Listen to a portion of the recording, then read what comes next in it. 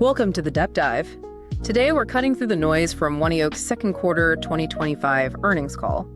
Our mission is to figure out, well, how is this energy giant transforming its business, and maybe why the market reacted a bit cautiously despite seemingly strong numbers. Yeah, exactly. This deep dive, we're really going to focus on dissecting their financial performance, those big strategic moves post-acquisition, with Magellan, and their outlook on what's still a very dynamic energy market. We'll try to pinpoint why the market reacted like it did and, what really matters for you.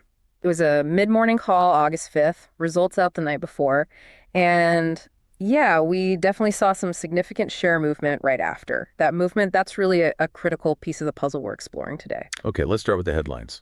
Because, the initial numbers look pretty solid. One OEO reported GAAP EPS of $1.34. That's earnings per share, the standard measure. Yeah. And it was right in line with what analysts expected. So no big surprises there on the bottom line. Right. But here's where it gets interesting, I think. Revenue came in at $7.89 billion.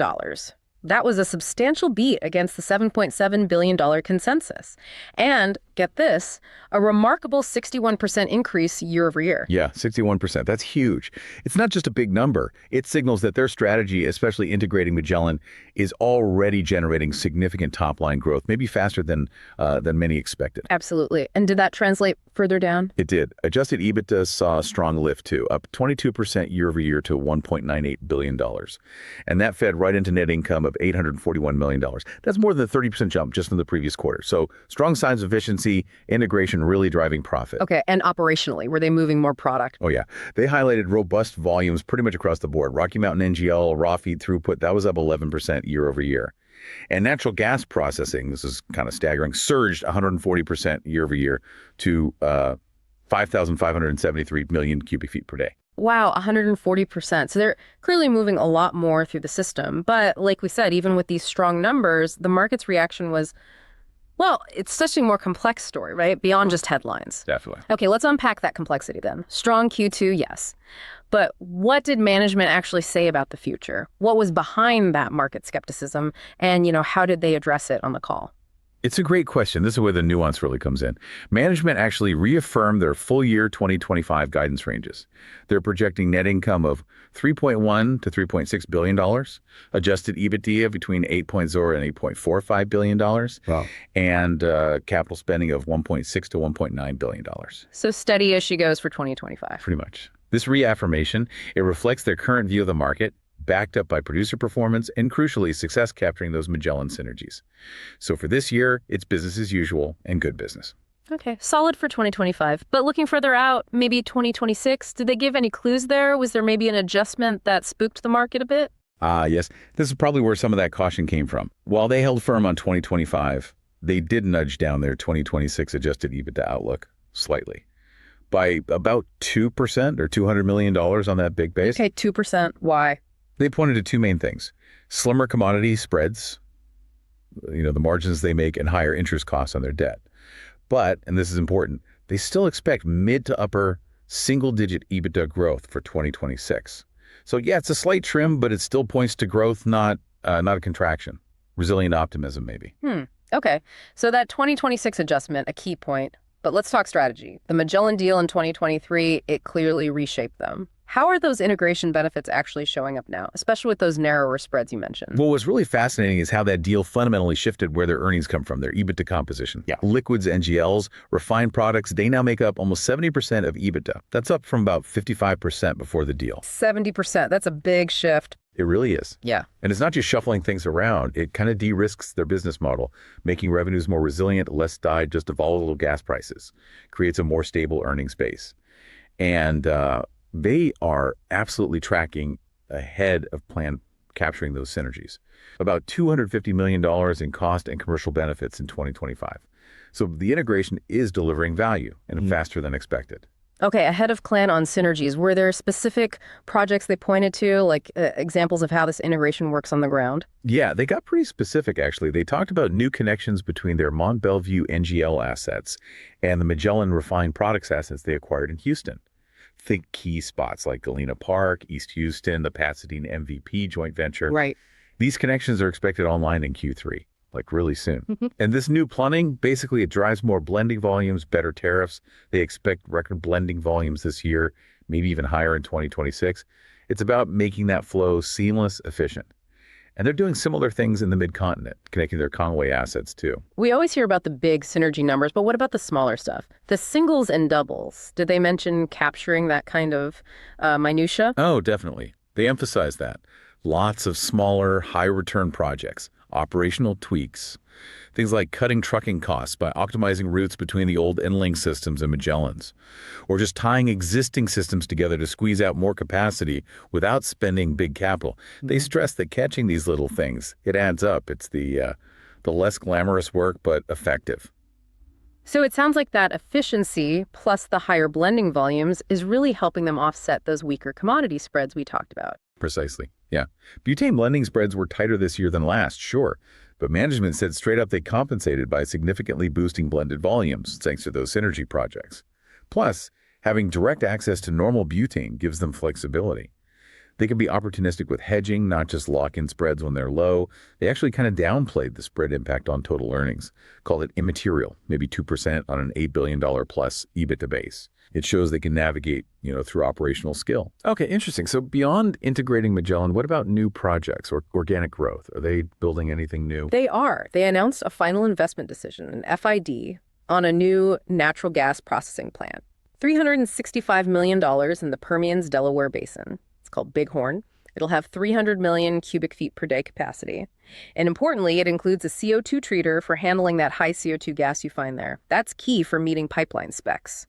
It should be done by mid-2027, boosting their Delaware processing capacity to 1.1 billion cubic feet per day, a big commitment to Permian growth. And I saw they also increased their stake in the BridgeTex pipeline. What was the thinking there? Yeah, that seemed opportunistic. They upped their holding in that crude line from 30% to 60%, so they got it at attractive multiples. The key there is connectivity. It links to their Medallion assets and their East Houston facilities, feeding their downstream stuff, gives them more control, better integration for that crude flow.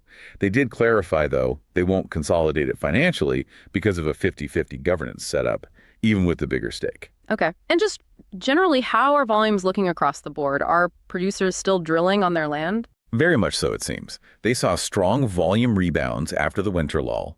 Their Rocky Mountain region hit a record nearly 470,000 barrels per day of NGL raw feed. Permian gas processing at 1.6 billion cubic feet per day in July.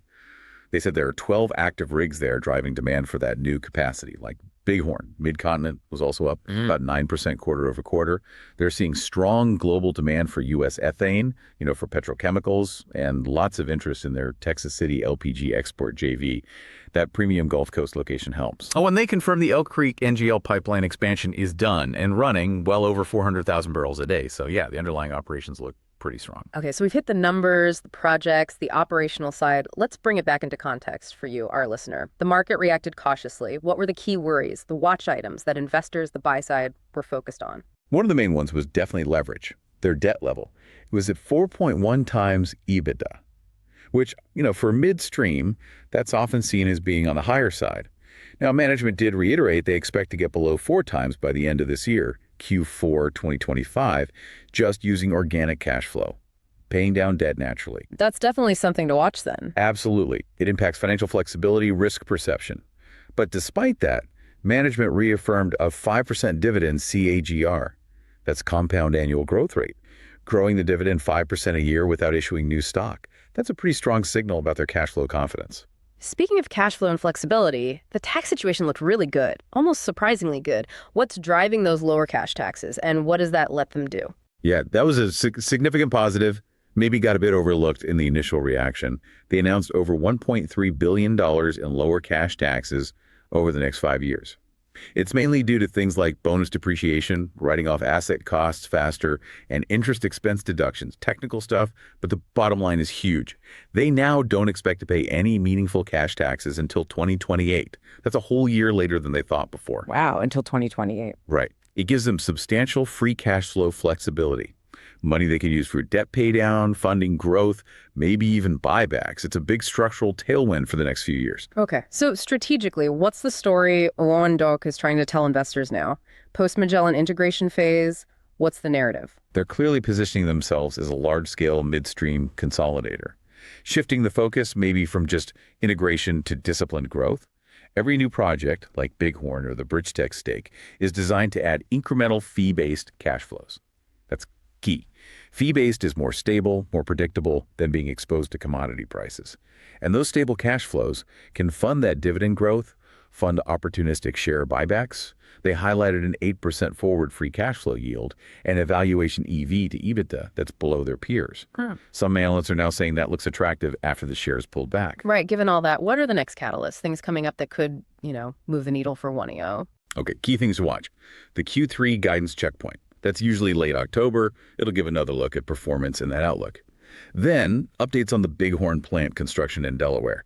And the results of its open season, that's where they sign up customers. That's probably the first half of 2026. Tells you about demand. There's also chatter about a potential sale of some legacy gas pipelines in the upper Midwest. Rumor is maybe $1 billion by year end. That could help the balance sheet. And longer term, maybe inclusion in ESG-focused energy indexes if their pilot carbon capture project gets EPA approval. That could attract new investors. It really sounds like they're navigating things with a pretty diversified playbook, operationally and strategically. I think so, yeah. They're seeing strong producer activity, which helps volumes. They seem focused on capital discipline, making sure investments pay off. And they highlighted innovation, too, like an AI dispatch platform that already cut NGL losses or shrink by 35 basis points quarter over quarter. That's real money. Plus the carbon capture pilot. They frame these as low-cost, high-return ways to stand out. And they mentioned talks with over 30 potential customers for gas demand from data centers and industry. That points to new growth areas. All right. We have certainly unpacked a lot today. And as always, this is where we remind you, none of this is financial advice. Yep. We're just diving deep into the information from the call, not telling you how to manage your money. Exactly. But just for fun, let's play a game. Given everything we heard, the Q2 call, the market's reaction, the fundamentals, let's consider an outrageous but plausible trade idea, something you might hypothetically pitch to an investment committee. Okay, the setup. The market seemed to initially punish ONEOK for that small 2% trim to the 2026 EBITDA outlook, focused on spreads, interest costs. Yet management signaled ongoing growth, pointed to huge tax benefits coming, and showcased this robust, integrated system that's mostly fee-based, more stable. The trade. Maybe consider a long position in ONEOK, paired with a theoretical short position in, say, a peer midstream company. One with more direct exposure to volatile NGL spreads, maybe less diversified, less integrated assets. The rationale, the thinking here is, okay, maybe NGL spreads are flattening out, but ONEOK's scale after Magellan, their integrated system, plus those AI efficiencies and massive tax savings, it allows them to de-risk their earnings, capture value all along the chain. They show they can offset spread pressure with volume and smart blending. That's a structural edge. So the market might be overreacting to that small 2026 tweak, maybe missing the bigger picture. The strategic shift to resilient growth funded by strong free cash flow, clear catalysts ahead like asset sales or ESG potential. Suggests ONEOK could outperform peers who don't have that scale, that optionality, that innovation, as the market figures out the nuances of midstream diversification. Just a thought experiment, of course. Okay, so to quickly recap our deep dive, ONEOK delivered strong Q2 results, definitely beat on revenue, mostly affirmed 2025 guidance. They're actively integrating Magellan, grabbing synergies faster than expected, and moving forward with growth projects, especially in the Permian. Right. And while the market was cautious at first, maybe about that 2026 tweak, maybe leverage management sounded, constructively bullish. They highlighted operational resilience, those huge tax benefits giving them flexibility, and a clear path to keep growing the dividend, backed by that increasingly fee-based business. So we encourage you to dig deeper. Think about what stands out to you. How much value does that integrated network really unlock when commodity markets get choppy? And could things like AI, like carbon capture, really differentiate a company like ONEOK in the long run? Thank you for tuning in to The Deep Dive. Join us next time for another deep dive into the information that truly matters.